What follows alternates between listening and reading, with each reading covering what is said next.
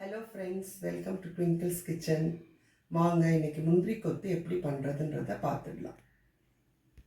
இப்போ முந்திரி கொத்து செய்கிறதுக்கு என்னென்ன இன்க்ரீடியன்ட்ஸ் தேவைன்றதை நம்ம ரொம்ப குயிக்காக பார்த்துடலாம். முழு பச்சை பயிறு ஒரு 2 டம்ளர்ஸ் எடுத்து வச்சுருக்கேன். 2 டம்ளர்ஸ் பச்சை பயிறு எடுத்தோம்னா அட்லீஸ்ட் ஒரு 1.5 டம்ளர்ஸ் வெல்லம் தேவையாக இருக்கும். ஸோ வெல்லத்தை நல்லா பொடிச்சு 1.5 டம்ளர்ஸ் எடுத்து வச்சுருக்கேன். ஒரு முடி தேங்காய், இந்த தேங்காயில் கொஞ்சம் நான் தேங்காய் பாலுக்கு யூஸ் பண்ண போகிறேன். ஒரு 5 ஏலக்காய், ஒரு 100 கிராம்ஸ் முந்திரி பருப்பு. இந்த முந்திரி பருப்பை பொடியாக கட் பண்ணிவிட்டு நெய்யில் நல்லா ஃப்ரை பண்ணி தான் நம்ம யூஸ் பண்ண போகிறோம். அரிசி மாவில் டிப் பண்ணி தான் நம்ம முந்திரி கொத்து செய்ய போகிறோம். பச்சரிசி நல்லா தண்ணியில் ஊற வச்சுட்டு அந்த தண்ணியெல்லாம் நல்லா ட்ரெயின் பண்ணிவிட்டு கொஞ்சம் ட்ரை பண்ணிவிட்டு மிக்சியில் அரைச்சி அதை நான் சீவ் பண்ணி எடுத்து வச்சுருக்கேன். கொஞ்சம் மைதா மாவு, கொஞ்சம் மஞ்சள் தூள், கொஞ்சம் சுக்கு. இந்த இன்க்ரீடியன்ஸ் எல்லாம் ரெடி ஆன அப்புறம் நம்ம என்ன செய்ய போகிறோன்னா வெல்லத்தை பாகு காய்ச்சி நம்ம உருண்டைகளை உருட்ட போகிறோம். அதை எப்படி செய்கிறதுன்றதை குயிக்காக பார்த்துடலாம். தேங்காவை நான் நல்லா திருவி ஒரு கடாயில் போட்டு நல்லா ஃப்ரை பண்ணி எடுத்து வச்சுருக்கேன். அது ஓரளவு கொஞ்சம் அப்படியே ப்ரௌன் கலர் ஆகிற வரைக்கும் ஃப்ரை பண்ணிக்கலாம். அப்போ தான் கொஞ்சம் கெட்டு போகாமல் ஒரு 2-3 டேஸ் இருக்கும்.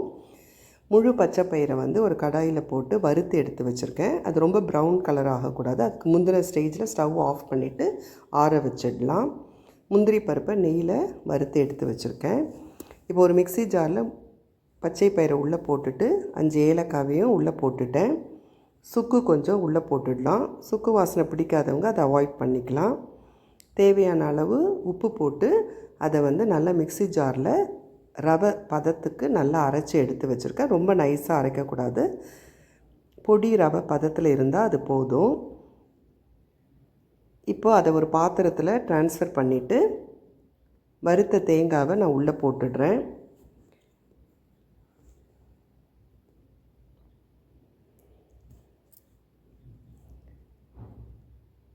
வறுத்த தேங்காவை உள்ளே போட்டாச்சு.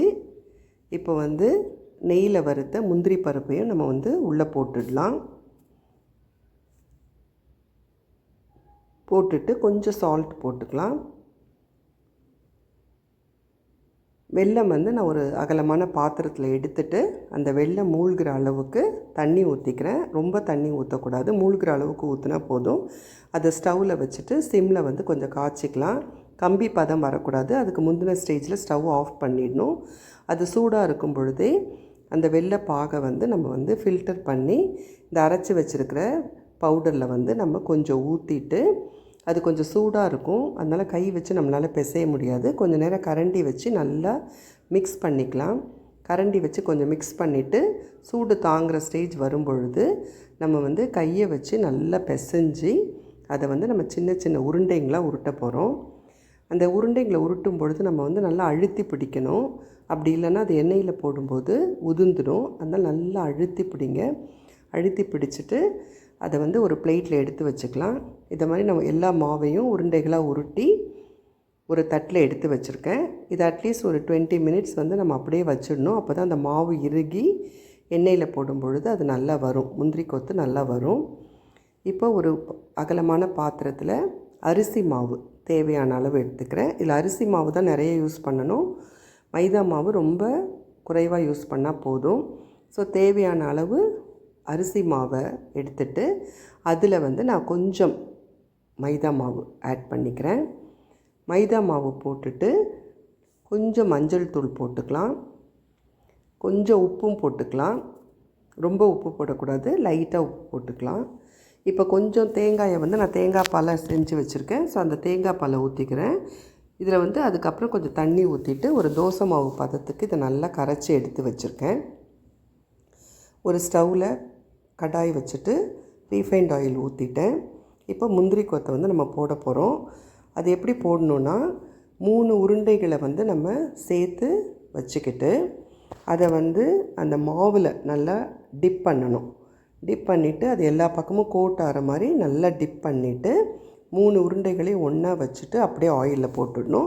அப்போ அந்த 3 உருண்டையும் ஒன்றா ஒட்டிட்டு அது நல்லா முந்திரி கொத்து மாதிரி அழகாக வரும். ஒரு பக்கம் வெந்தவுடனே லைட்டாக திருப்பி போட்டுடலாம்.